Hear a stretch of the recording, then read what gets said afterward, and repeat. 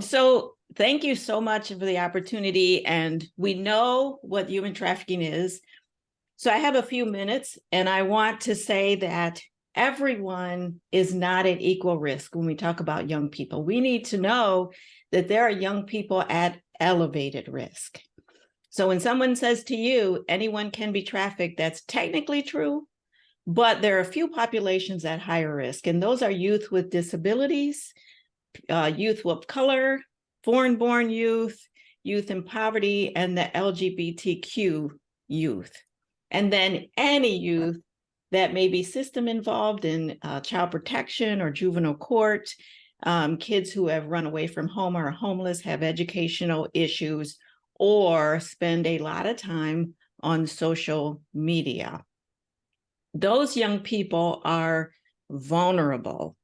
And human trafficking is less about kidnapping and snatching young people in white vans that we hear about, these misunderstandings. And it's more about manipulation and befriending and loving your new partner, your new boyfriend. So we need to understand that there aren't typically chains involved, but there are more metaphorical chains, meaning chaining the young person's mind and the young person's heart over chaining the young person's wrists and feet. It's more about that type of chaining.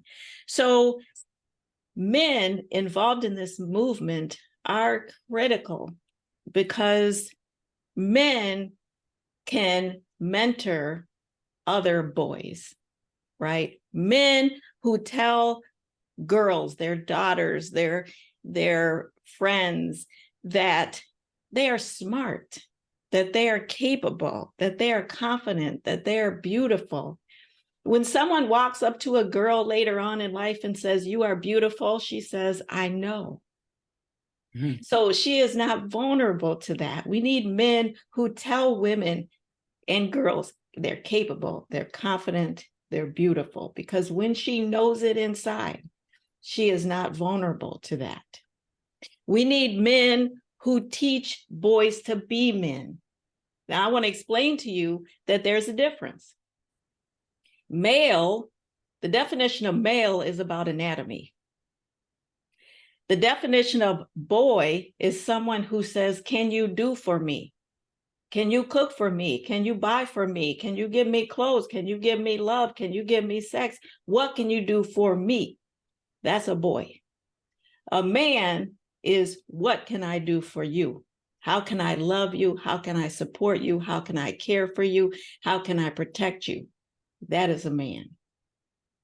And so only men can teach boys to be men, right? So you are here because you are a man.